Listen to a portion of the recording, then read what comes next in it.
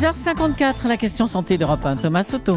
L'hémorragie, ça fait partie de ce qu'il y a de pire pour des médecins, avec une question obsédante et souvent vitale qui revient: comment la stopper? Docteur Lemoine, il existe désormais un remède vraiment révolutionnaire pour y arriver. Alors, c'est quoi cette arme magique?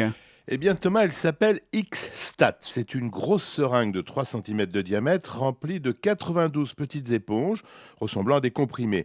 Les éponges sont injectées avec la seringue au cœur de la blessure. Elles se gonflent de sang, emplissent la cavité et comme elles ne peuvent pas s'évacuer, elles font pression sur la source de l'hémorragie, ce qui la stoppe en une quinzaine de secondes. Quinzaine de secondes. Ces éponges miracles, elles sortent d'où, docteur? C'est l'armée américaine qui en est à l'origine. L'hémorragie est une des principales causes de décès au combat.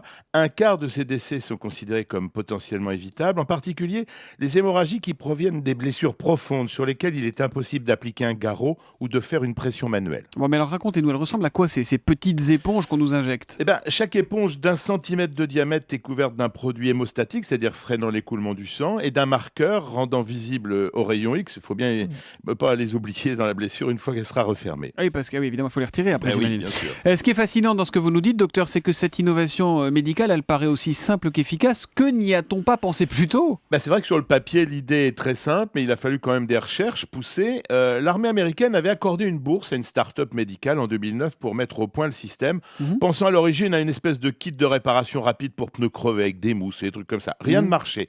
Mais le génie se cache parfois, Thomas, dans les paquets de bonbons. Tiens donc. Un des employés de la start-up a pensé aux petites capsules pour enfants qui se transforment en dinosaures géants. On n'en a pas en France, mais une fois que c'est plongé dans l'eau, là-bas, c'est très populaire. Alors, il a décidé d'utiliser ces éponges desséchées et comprimées, et ça a marché au premier coup. Bon, malheureusement, Jean-François, il n'y a pas qu'à la guerre qu'on saigne. Ces éponges, chez tous les médecins, pour tout le monde, c'est pour bientôt ou pas? Oui. L'Agence américaine de médicaments a autorisé la semaine dernière la commercialisation de cette seringue pour contrôler rapidement l'hémorragie et stabiliser un blessé avant son transport. Le SAMU, par exemple, devrait très vite les utiliser. Et puis ça peut marcher pour un saignement de nez. Cela dit, on a le coalgan pour les saignements de nez, un petit pansement en fibre là, qui stoppe les hémorragies, Oui. pour les petits bobos. Mais vos éponges, elles sont réservées aux cas lourds, alors aux grosses hémorragies. Oui, ça n'a pas d'intérêt pour les petits saignements. Et puis les points de compression, vous parlez du coalgan, mais c'est plutôt aux points de compression que tout le monde devrait connaître, n'est-ce pas, Julie? Moi, je les connais pas. En règle générale.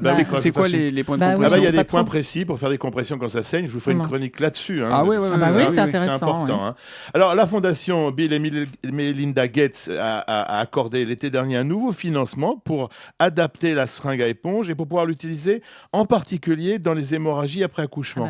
L'Organisation mondiale de la santé estime, écoutez bien, que 14 millions de femmes sont exposées chaque année à cette complication grave de l'accouchement, fatale pour 1% d'entre elles. C'est une invention formidable. Ce qu'on va faire, docteur, évidemment, on va se reparler de ces points de compression dans quelques jours. Et puis, on va mettre sur Twitter avec le hashtag un matin la photo de cette seringue, ces petites éponges dont vous nous parlez. C'est assez fascinant. La question santé d'Europe 1 tous les matins à 7h-5 sur Europe 1. À demain, Jean-François. À demain. Bonne journée.